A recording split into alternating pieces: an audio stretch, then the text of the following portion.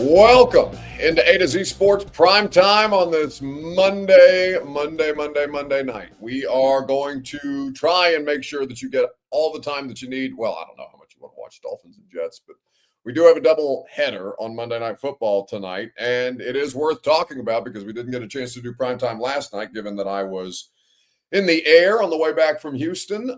We have to talk about the fact that the Titans didn't fire their coach today. And I do think it's worth talking about because it's not just Brian Callahan's fault. Brian Callahan's not the only person that should be fired. But the coach should be gone. And there's a reason. There's a couple of reasons why that's not the case. There's the reason that they'll tell you, and there's the reason that actually exists, which is what we are going to parse here this evening. Share the broadcast around Facebook, YouTube, Twitter, and Twitch. We're going to go rapid fire tonight, because there is football on, and I understand that I'm up against football, so I want to make sure that you guys can watch your football as opposed to just drowning me out in the background. We thought about going at halftime this evening, but this did feel worth bringing to your attention earlier rather than later. Major Keys says his last chance is coming with the Patriots. Dre Wilson says that Brian Callahan should have never hired him. Here's the thing, though. I think that if you let the organization have their way, I think they'd ride it out with Brian Callahan for the entire rest of the season. And I'll explain to you why here in just a second. So share the broadcast around. Bert will give us an abbreviated in case you missed it at the end of the show. And we'll look forward to our discussion together. Welcome into A to Z Sports Prime Time on this Monday night. I'm your host, Buck Rising, and I'm proud as always to be presented to you by the wonderful folks at Simon Says Nashville. I like to look good. I know you do too.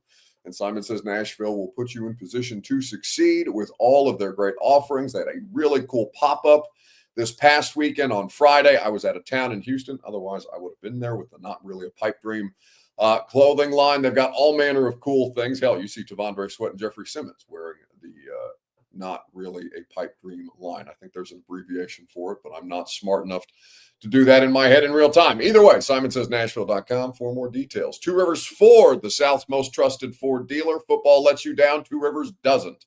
And in fact, I need you to go tomorrow to Two Rivers Ford. I need each and every one of you. Of the, how many of there are you so far? 107 of you, and more of you will trickle in. I need 107 of you and counting to go to Two Rivers Ford tomorrow. Drop a non-perishable item off in the F-150 truck bed that's in their lobby and help feed the unhoused and less fortunate this upcoming holiday season, this coming winter and into fall, because we're getting into the colder months, even though it doesn't feel like it. Goes 90 degrees today in Nashville. Either way, Two Rivers Ford. Tomorrow's the last day for the Phil a Ford food drive. TrueMav Fitness in the Gulch. Get your workout in at TrueMav Fitness. Your first workout is free. No workout ever recycled or repeated at TrueMavFitness.com. All right, so Brian Callahan has been bad at his job. We know this. Brian Callahan's football team.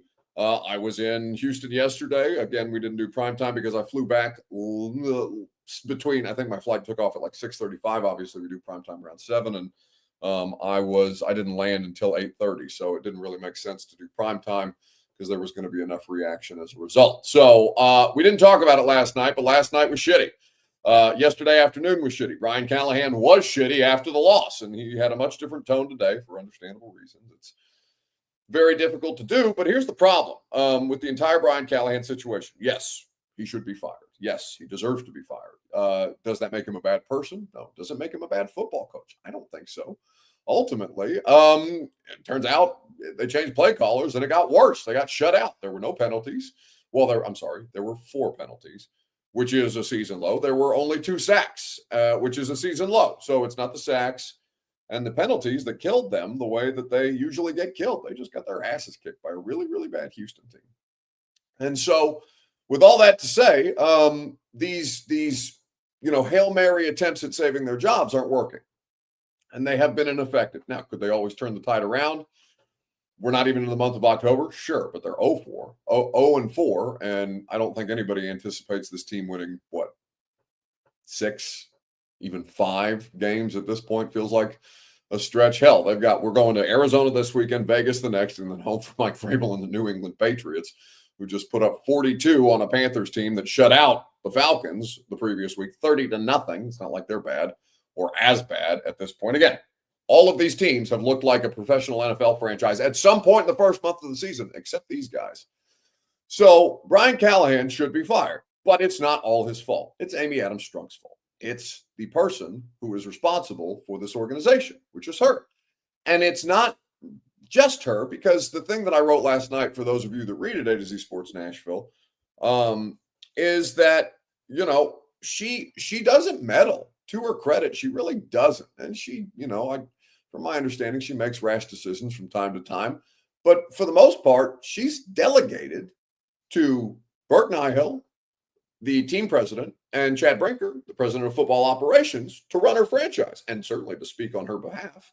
Bert Nihil has been empowered to speak on her behalf, which again, she doesn't have to speak, so that's all well and good.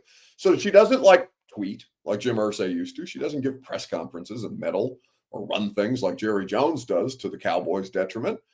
But she's put people in positions that haven't worked, and those people have then made hires that haven't worked. And since Chad Brinker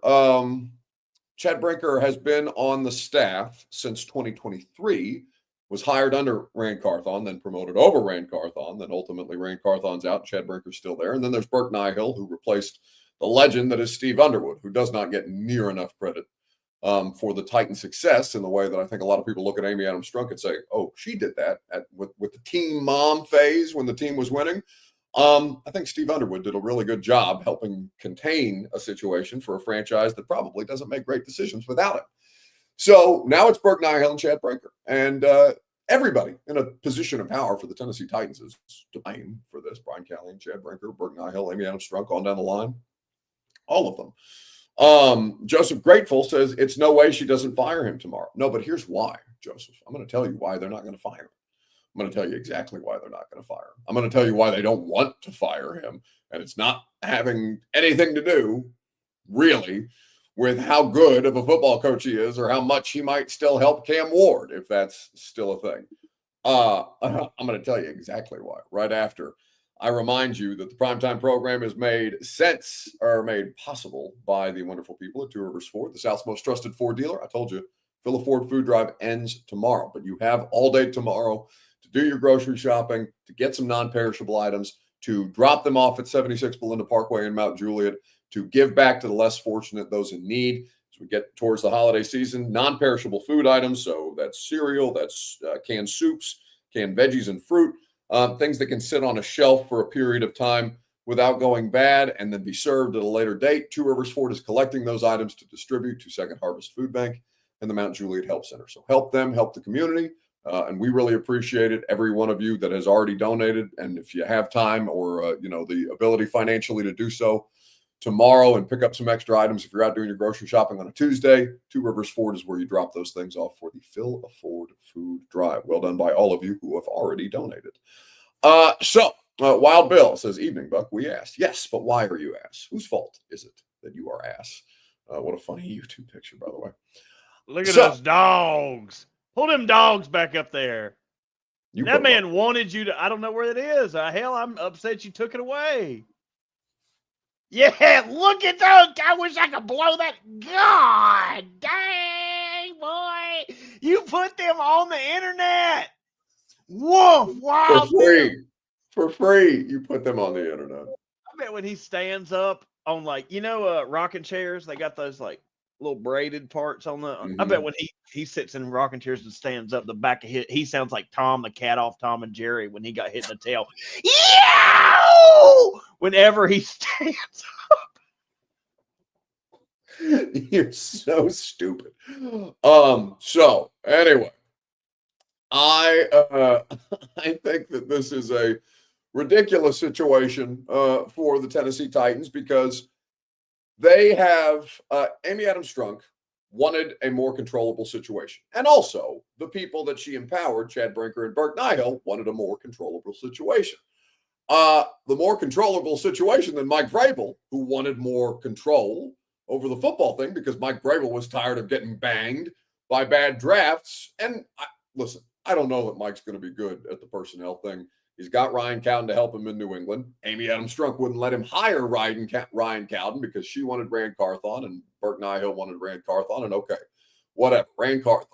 So they pair Mike Vrabel. we'll relitigate this in as short a term as humanly possible. They fire John Robinson. Okay, we get it. They hire Rand Carthon. No, your coach doesn't want him, and your coach is the power player here. But you're trying to keep the coach from having more power than you think he should have, because Mike Vrabel's not an easy person to deal with, especially if you're a former corporate lawyer like Burke Nihill is, who is I wouldn't say risk averse, but like, you understand that the sensitivities of a corporate lawyer, the former corporate, I can't remember Burke's exact title at Staples, where he was a corporate attorney before he ended up being legal counsel here at Tennessee and then promoted to team president after Steve Underwood retired. I can't remember his exact title, but Burke Nihill doesn't come from the world of sports, okay? So dealing with a person like Mike Vrabel, much, much more difficult for a person like that. So Mike Vrabel starts to rub the business people the wrong way. Like, that should matter an iota. Keep the business people in one building, keep the football people in another. I don't give a shit if football and business don't get along. I care that the business side does their job and stays out of football, and I care that football does their job correctly and focuses on the most important thing, which is winning. And that's not what happened here, okay? So Rand Carthon in with Mike Vrabel. Mike Vrabel doesn't want that. They don't like that Mike Vrabel doesn't want that. So Mike Vrabel out next. Then they want a more controllable situation. And my understanding, and this, more of this stuff is just starting to come out or is starting to be whispered about. I don't know that Rand Carthon necessarily was in on Brian Callahan or that was his preferred candidate. But ultimately, they choose Brian Callahan because Brian Callahan is offense, and Brian Callahan has a quarterback resume, and they have a young quarterback in Will Levis that they think is somebody that could be built upon here with the right coaching staff around him. I get it in theory, but also Brian Callahan is infinitely more marketable to the business side, much easier for the business side than Jim Harbaugh or, somebody who has experience and has a resume and knows how he wants football done the way that Mike Vrabel or a Harbaugh or maybe even Dan Quinn would have done, because they've done the job before and they understand what the most important thing is. But they choose Callahan, who, again, I get it in principle, but not for the reasons that they did it. So they hire a coach that's infinitely easier to deal with, but they do it with Burke Nihill heavily involved in the process. Now, Burke Nihill is the president of the football team, and as is his right to be involved in the hiring process. But Burke Nihill, again, is a corporate attorney. He is not from the world of sports. Chad Brinker, recent president of football operations, isn't in a position of power when Brian Callahan is hired. And probably, I wonder if he would have hired Brian Callahan in the first place. But I don't know that. That would just be speculation on my part. But Burke Nihill has Amy Adams Strunk's ear, because what did Burke Nihill get? Burke Nihill helped her get across the finish line the new Nissan Stadium, which is going to add $1 billion to her net worth and make her family infinitely more profitable. As a result, it's the crown jewel for an NFL owner. So Burke Nihill gets to be the favorite son, and that's fine. That's an accomplishment, but that doesn't mean he should also have overwhelming impact on football. On football. That's crazy. That's insane. So you look at all these different things and you say, well, how did the former corporate attorney from Staples come to be the president of a football team that is heavily involved in football decisions? I give you the Tennessee Titans and Amy Adams Strunk, who puts these people in these positions to make decisions on her behalf. And then when you go back and look at Burke Nihill's comments from 2024 in training camp on my radio station, or the radio station that I work for, 104.5 The Zone, with our morning show, you get comments like this that are just horrendous. We'll play you this clip from our radio show today, in which we include said clip of Burke Nihill.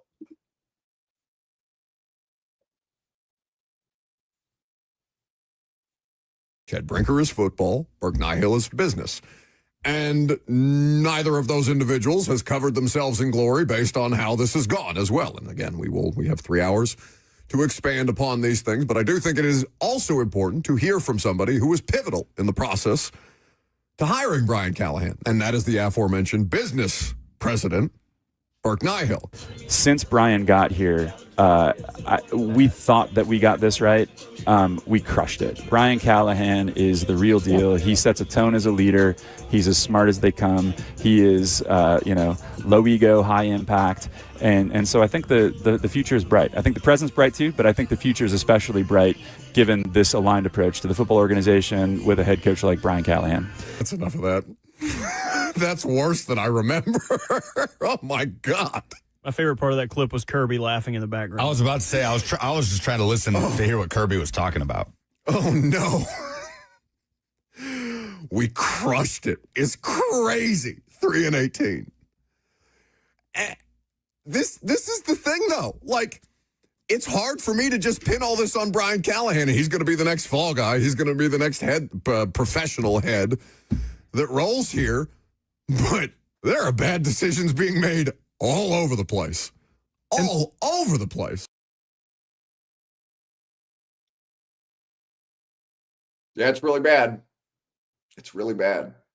That was before the 2024 season, before they ended up 3-14. So he was saying the present is bright, but the future is also. So 0-4 is what he was speaking on. This is the future. We crushed it. We crushed it. It's crazy.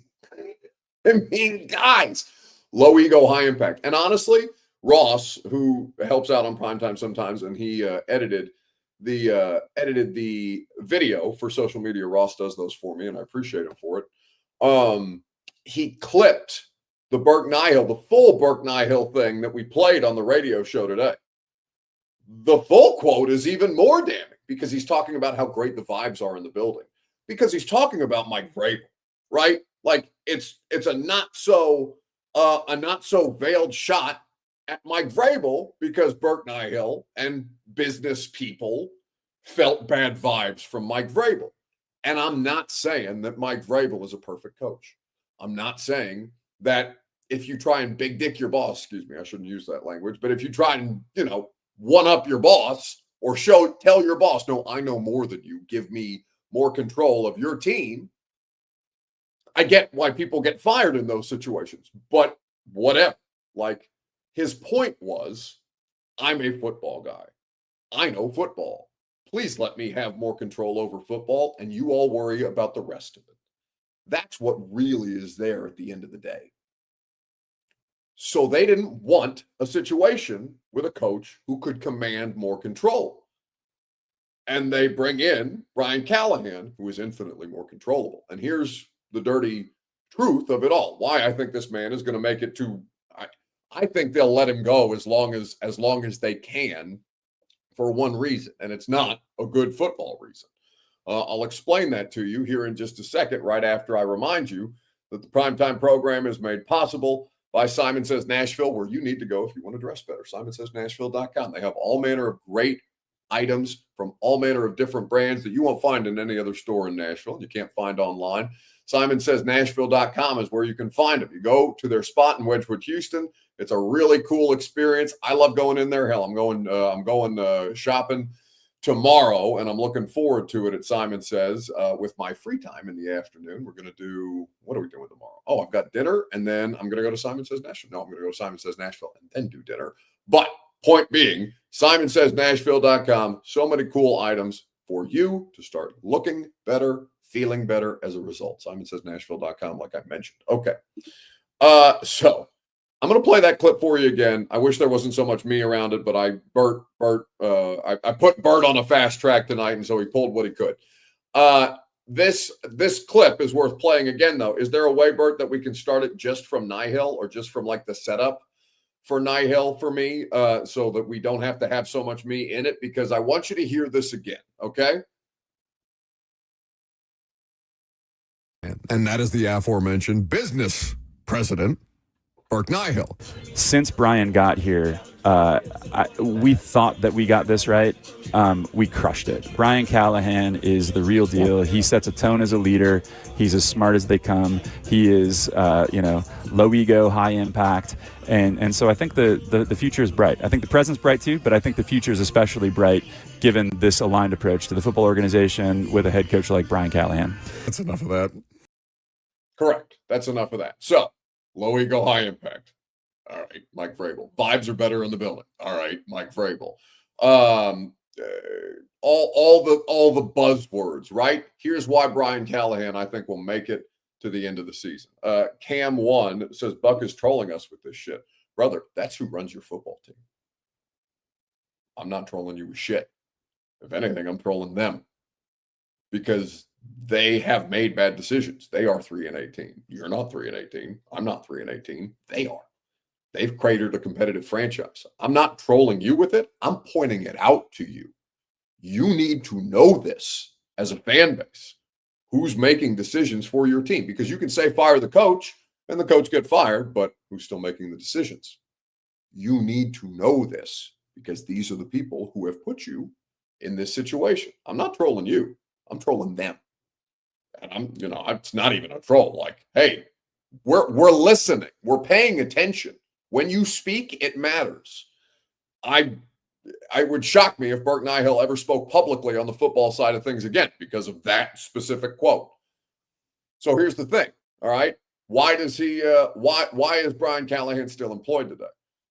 Well, because Burke Nihill doesn't want to have to get out there in front of media and answer questions about, hey, this guy where you said you crushed the hire,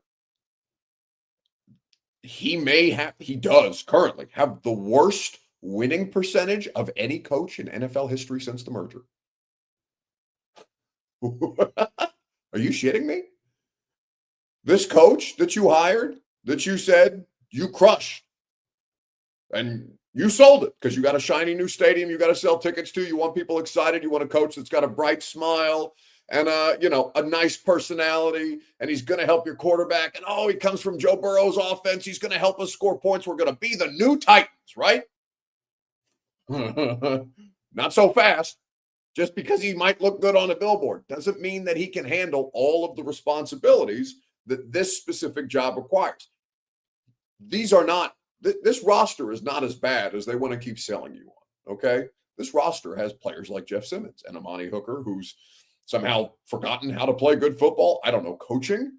Maybe that's what's going on. Calvin Ridley, who is malfunctioning at every turn, who was brought in here by Rand Carthon, but that you fired Rand Carthon, who was part of Calvin Ridley's support system. Bad idea. Will Levis, all these different things. Justice for Will Levis. And I'm not saying that Will Levis didn't do wrong during his time here, but Will Levis we did this bit already. Leonardo DiCaprio pointing at the screen saying, look, it's not just me. Look at them. Look at what they've done. Cam Ward's getting worse through 4 games. And I know that that's a small sample size, but bad habits don't take that long to set in. Guys, they don't want to fire Brian Callahan because he protects them from having to answer to you. They got it wrong, okay? And Brian Callahan should be fired and probably will be fired. But they don't want to have to answer those questions before they have to. And Brian Callahan's the only one who has to speak on a regular basis. General manager doesn't have to get out there. He doesn't. Mike Borgonzi just got here. We absolve Mike Borgonzi of all the Titan sins moving forward. Good luck, God bless. Hope you're better at this than the rest of them. And I think there's early returns. But, okay, we'll let Borgonzi do his job, and then we'll make a determination, right? Chad Brinker's been here since 2023. Burke Nihill's been here longer. All of these, Amy Adams Strunk is obviously putting these people in positions to make decisions. Now, Amy doesn't have to speak, but she's empowered Burke on her behalf to speak. Remember that. Because she doesn't like speaking. She likes making statements and putting them out and having the team, she just read off a piece of paper or give a statement, a written statement, and they'll publicize it from the team's account or what have you. Like, she doesn't have to speak, and that's her right. Owners play by different rules. But president of football operations, if they fire a coach, somebody's got to get out there and answer questions. Are you going to do to Mike Borgonzi what you did to Brian Callahan, Rand Carthon, and Mike Vrabel when you made decisions for them and then sent them out there to answer questions about it? Like, Rand Carthon didn't fire Mike Vrabel. Rand Carthon did a press conference about after Mike Vrabel got fired and had to explain on behalf of ownership why it happened. Brian Callahan got sent out there to answer questions on behalf of the front office that traded Jarvis Brownlee away. Brian Callahan didn't make that trade. What are we doing? Why are we talking to the coach? That's not his job. Brian Callahan's going to make it to the end of the season because he's at this point, a bit of a human meat shield, right? And he's taking the slings and arrows for an organization that's doing a bunch of other shit wrong or has done a bunch of other shit wrong, and maybe they end up getting it right. Maybe. You could always allow for that possibility. Like, I have no idea. It's a long season, God help us. So maybe something turns around and maybe they end up looking smarter than they do right now. But right now, they're 0-4. And you don't get to act like you're smarter than everybody else at 0-4. And you don't get to say that you're playing chess, not checkers, and that we'll see, and patience over panic and all this shit. 0-4. So if you want to know why Brian Callahan still has a job today, it's because Brian Callahan, they're hiding behind him right now. Hiding behind him. And you don't have to feel bad for Brian Callahan, because Brian Callahan hasn't done a good enough job either. And he's not blameless in all of this. But if you're talking about people who are going to get scapegoated and who are easier to scapegoat than all the people hiding in the shadows and working in the background and doing all these other things, actually making the decisions at the top of the proverbial food chain here, don't look at Brian Callahan. Brian Callahan's just out here trying to do his job, and he's not doing it well. And okay, so be it. But this is why Brian Callahan firing him doesn't fix their problems. Because then you have to look at the other people who are left. If you're going to leave those people in place and say, well, wait a minute, you crushed it last time. And instead of crushing the hire in the positive sense, all you've done is crush this franchise. This franchise is a basement dweller. It used to be one of the 4 best teams in the AFC, the Ravens, the Chiefs, the Bills, the Titans. Before Joe Burrow and the Bengals got here, it was the Titans. 6 straight winning seasons. Derrick Henry, Mike Vrabel, Ryan Tannehill, A.J. Brown. And there's a bunch of different reasons why it got this bad, right? Like, we understand that there are other reasons why the franchise has fallen down, but it didn't have to fall this hard. It's cratered. Mike Vrabel got what he wanted in New England. He's not going to do it in Tennessee. He's running the show in New England, and they're 2-2. I don't think they're a good roster, and I don't know that they'll win many more games, but they're 2-2, and he looks like he's got his players inspired because he's a football guy, and he's running a football team, and he's handling the football decisions. And there is enough experience there of how to do things right, and when you've gotten things wrong, for him to learn from and turn it into something better. But he has buy-in from the organization. He's been supported by the organization. I don't know that they'll win the Super Bowl. We'll see. That's the Patriots fan standards. And if he doesn't, he won't be the Patriots coach that long. But you got business people running a football team. And one overarching theme on the business people is that they want their football team to be something that it's never been. The new Titans, right? Whatever that means. All the new Titans are losers because of the decision-making process that's gotten us to this point. So Troy Anderson says, if you think he hasn't been fired just because they don't want to answer to the media, you're crazy. Oh, no, I don't think that exclusively, but I think that's a huge reason. And Troy, if you think that that's not a significant portion of it, again, it's not my job to sit here and be like, well, I know more than you do. But in this particular instance, I know more than you do. So it's not a small reason that they are taking this approach. Okay. There's also, and this is, I'm glad Troy brings this up because it's not the only reason. It's not the only reason. The Tennessee Titans organization under Amy Adams Strunk are not overwhelmingly cash flush. Brian Callahan has a 5-year contract that he's not even 2 years into. She's paying Rand Carthon.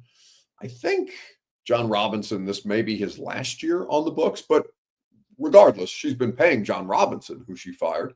Mike Vrabel just recently came off the books because the New England Patriots hired him, which offsets his buyout for the Tennessee Titans. But Brian Callahan, it's not the most expensive contract in the world. We don't have exact figures. It's not what Mike Vrabel or Jim Harbaugh or another more established coach, Matt LaFleur, would cost, right? But it's money. and you're spending money on a new stadium, and you're spending money on all manner of different things as far as the cash spent, cash on hand required to get a Calvin Ridley and a L'Jarius Sneed and to operate a football team. Like, these are expensive things, and she's not one of the most wealthy ownership groups in the league. In fact, she's towards the bottom of that category. I'm not saying she's not broke or anything like that, but these things are taken into consideration for organizations like this, right? It's the Vegas Raiders before they moved to Vegas having to trade Khalil Mack and Amari Cooper because they simply couldn't afford the contracts. They didn't have the cash on hand. You have to have that money in escrow. So Rand Carthon, John Robinson, Brian Callahan. Brian Callahan's dad is also expensive. You don't think the O-line Jesus, who has a bigger budget as far as his equipment than any other assistant coach you've ever seen in the world, you don't think that guy costs some money? Like, guys, Eric Alonso says, "Yo, Buck, I'm proud of your growth. A few years ago, you would be spazzing out." I mean, what's there left to do other than, hey, guys, look over here. I'm not just shitting on your team because it's fun. It's not fun anymore. It's never really been a situation like this. Just sucks. We're all having a bad time. Why are we having a bad time? Because they ruined it. So what Jay Nelson says, J-Rob is off the books. He's trying to podcast. Yeah, but he's not saying anything. So John could do interviews. If John got a GM job or a front office job somewhere else in the league, then the contract offsets. It doesn't matter. CBS and podcasts and shit like that, they don't offset NFL contract money. That's not the language in the contract. So again, you guys are crazy if you're, and I know it's just one person, but like, no, that's not what offsets an NFL buyout at all, even remotely. That's not even close to the same kind of money. That's why Rand Carthon and John Robinson are not working, in part. I mean, John may never work again for what he did, but no. If they go to another NFL organization, then those organizations offset the deals that they're currently being paid out on, but not the new podcast and shit. All right. So all that to say that something consequential has to change. Like, Amy has to have a hard look in the mirror with herself and the people that she surrounded herself with and say, do I really trust you to keep doing this? Because you've done this thing terribly. This is worse than Ken Whisenhunt. I mean, statistically, there are worse things about Ken Whisenhunt at this point in time. Or there are worse things about Brian Callahan's tenure here than Ken Whisenhunt was. Now, the only difference was Ken Whisenhunt was a dick.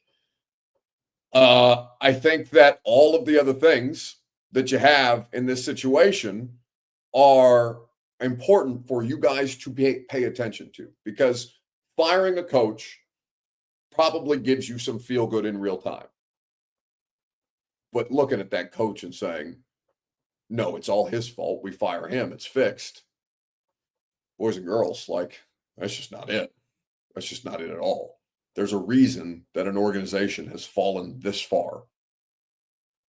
And it's not just because Brian Callahan isn't equipped right now to do this job. Anyway, I don't think that makes you feel better, but I hope it makes you feel more informed. Like,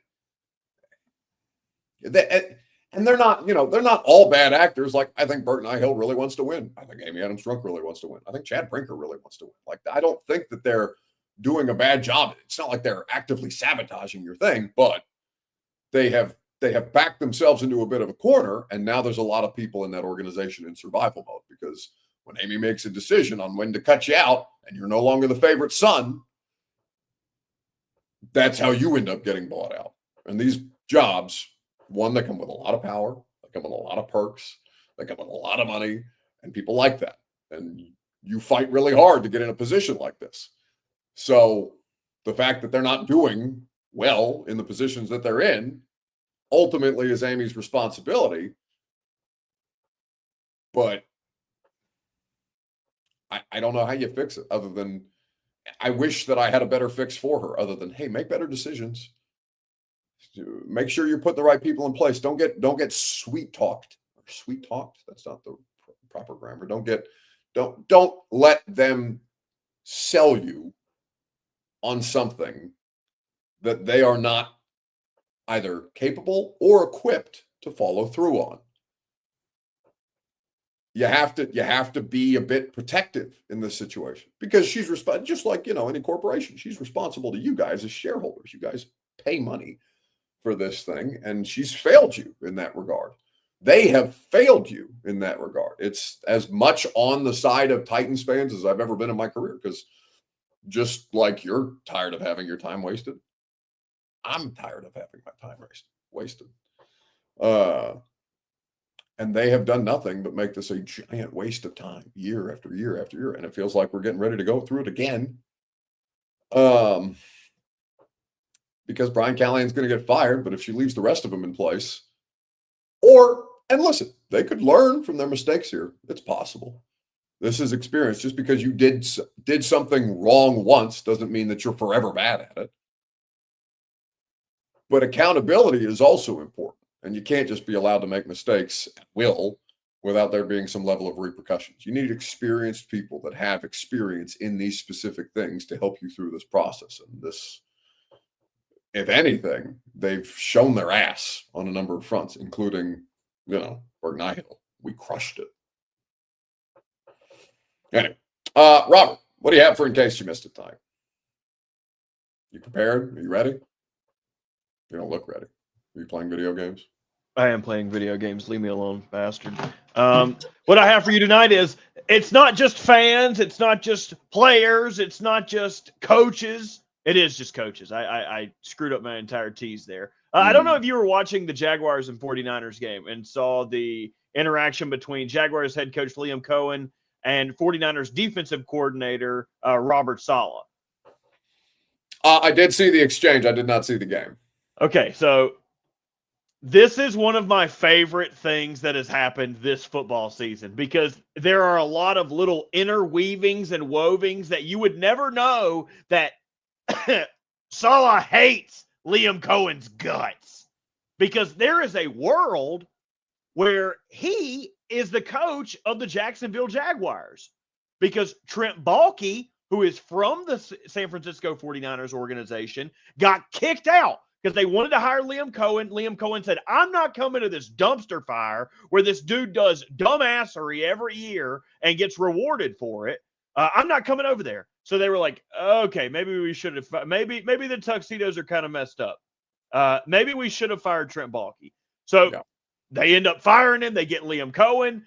Trent Baalke goes back to the 49ers, where what does he do? He goes to his little butt buddy, Robert Saleh, and he's like, oh, they fired me because of Liam Cohen. And they're over there in the 49ers smoking big cigars. Oh, yeah, he's a fat neck Duval smoking. Oh, well, then what happened? Liam Cohen whooped that ass. And after the game, he said, keep my name out of your mouth. He Will Smith the shit out of him. Mm-hmm. And then Robert Saleh turned into something that I hate, which is a fake tough guy.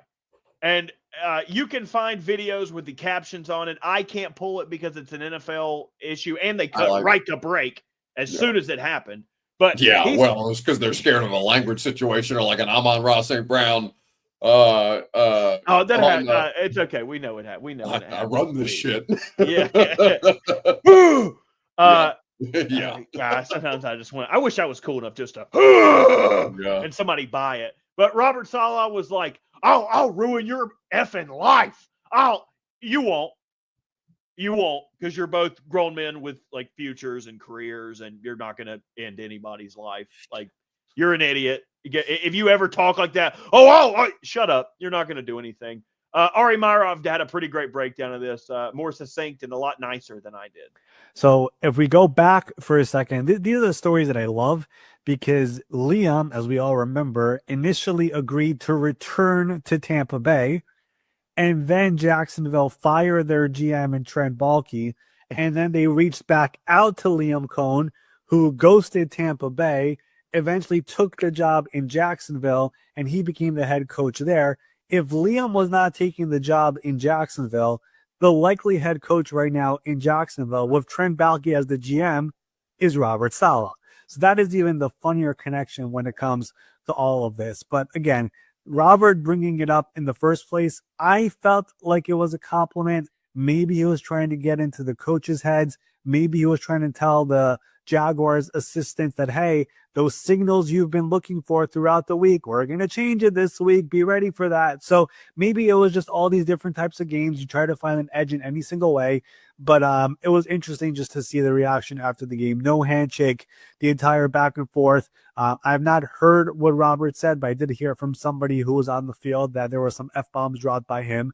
So, we're all grown up. You can say it. You can say it. I can't say it. He can't. Buck can't say it. He's already used his bad word tonight by saying dick.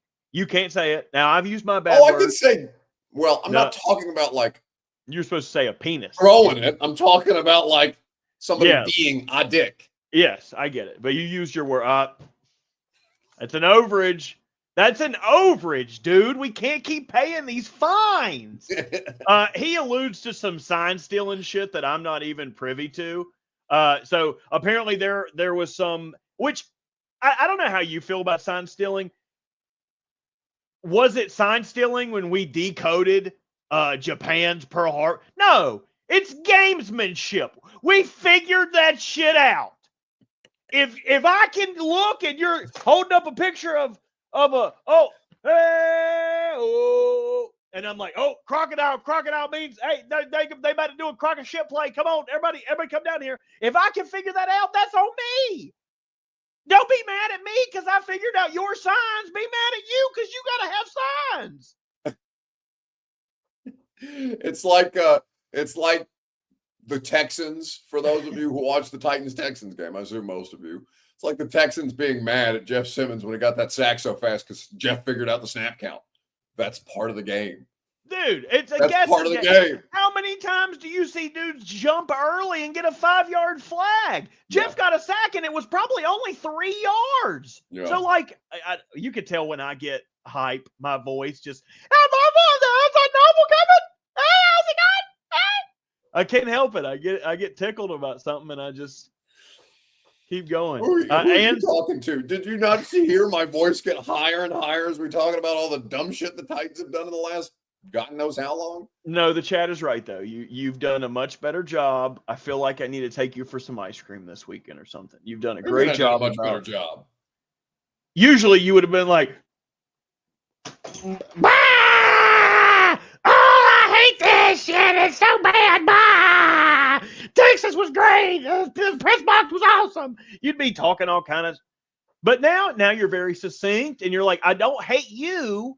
I hate the way your team is being run. Yes. And I think they understand that. You're doing a much better job at conveying your message. Everybody is getting better. We're all getting better together. Watch the tape and improve, except for the Titans, who don't get better ever. Enjoy the football. Well done. That's going to do it for us tonight. Radio show tomorrow. Come hang. Jason Fitz will be there. He'll have some thoughts on this particular situation. Nate Washington on Thursday is going to be great. Ben Jones and Brett Kern were great today. You guys come hang out with us from 10 to 1 on 104.5 The Zone. It's me, it's Robert, it's Lucas, it's the rest of the cast of characters that we have. It's your calls as well, and maybe even some growth. Although, I feel like the radio show has been good for primetime because I work out my angst on the radio show for 3 hours. So by the time I get to primetime, I'm just a little more subdued, even though every once in a while they do some dumb shit to piss me off. Growth. Anyway, that's going to do it for us tonight. Enjoy the rest of your evening. I will see you tomorrow morning at 10 a.m. on 104.5 The Zone. Go home! Go home!